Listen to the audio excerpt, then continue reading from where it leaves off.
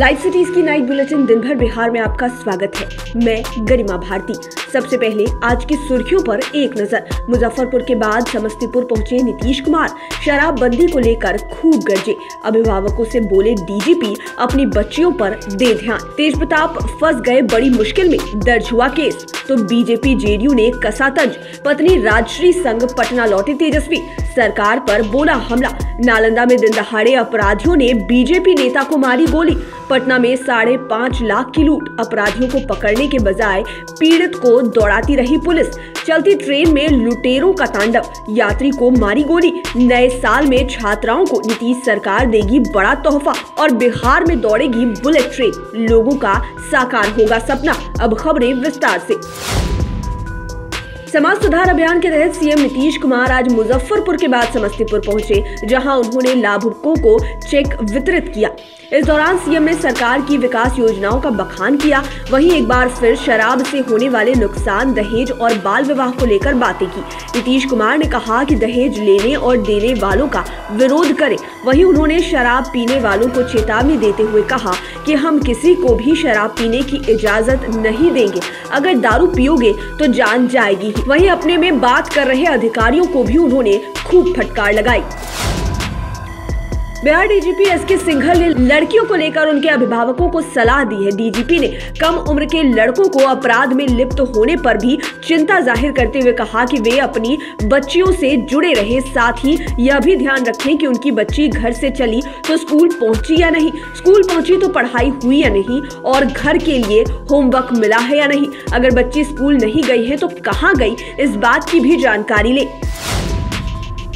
RJD supremo Lalu Yadav के बड़े बेटे और विधायक तेजप्रताप यादव की मुश्किलें बढ़ गई हैं। विधानसभा चुनाव में गलत शपथ पत्र देने और संपत्ति छिपाने के आरोप में उनके खिलाफ रोसड़ा थाने में केस दर्ज कराया गया है।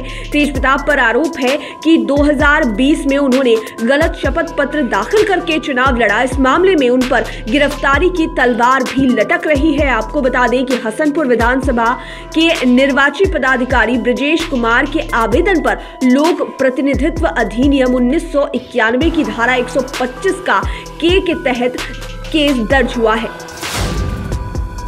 तेजप्रताप पर केस दर्ज होने के बाद सियासत भी शुरू हो गई। बीजेपी और जेडीयू ने तेजप्रताप के बहाने लालू यादव पर हमला बोला। जेडीयू के नीरज कुमार ने कहा कि तेजप्रताप अपने पिता लालू और छोटे भाई तेजस्वी यादव से कैसे पीछे रहते। लालू परिवार के राजनीतिक डीएनए में है राजनीति में संपत्ति सृजन करना, तो भला वो कैसे पीछे रह पाते। फर्जी सामाजिक न्याय का चुनाव आयोग ने लालू यादव के बेटे तेजप्रताप यादव पर मुकदमा दर्ज कर बेनकाब कर दिया है।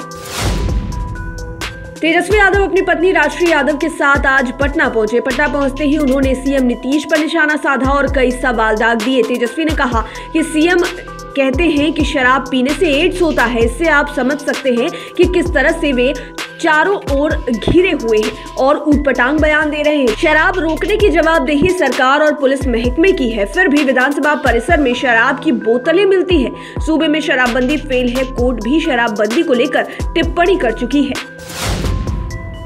नालंदा में अपराधियों ने दिन दहाड़े बीजेपी नेता को गोली मार दी। घटना हिलसा थाना क्षेत्र की है। गंभीर हालत में उन्हें रेफरल अस्पताल हिलसा में भर्ती कराया गया है, जहां से डॉक्टरों ने उन्हें पीएमसीएच पटना रेफर कर दिया है। घटना के बाद हिलसा में अफरा तफरी मच गई है। फिलहाल पुलिस मामले की जांच पड़ताल करने में जुटी हुई है। बताया जाता है कि भाजपा नेता कला एवं संस्कृति प्रकोष्ठ के जिला संयोजक हैं। राजधानी पटना में अपराधियों का हौसला इतना बढ़ गया है कि दिन दहाड़े लूटपाट करने लगे हैं। वहीं पुलिस कर्मियों की स्थिति यह है कि अपराधियों को पकड़ने के बजाय विवाद सुलझाने में उलझ पड़ती है।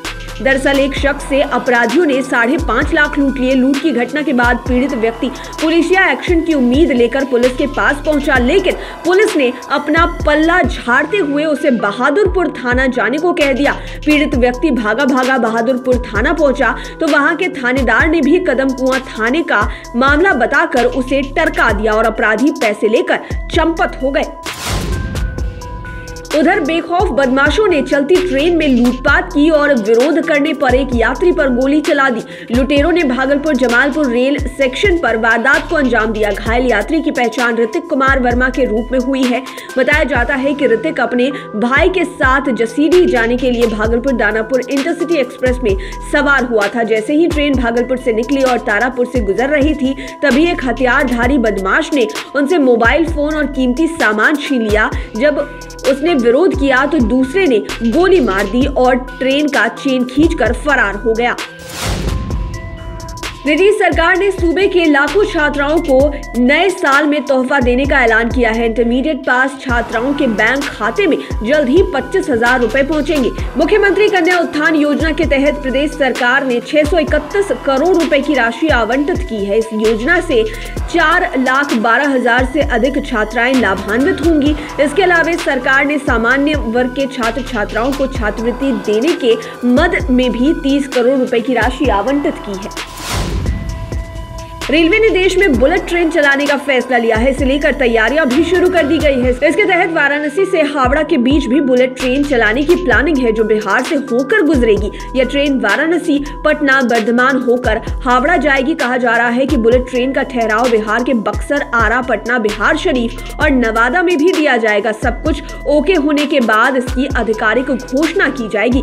लाइव सिटीज की नाइट बुलेटिन में फिलहाल इतना ही। खबरों की दुनिया में बने रहने के लिए हमारे चैनल को सब्सक्राइब करें। ये वीडियो फेसबुक पर देख रहे हैं तो पेज को लाइक करें, साथ ही साथ हमें ट्विटर पर जरूर फॉलो करें। धन्यवाद।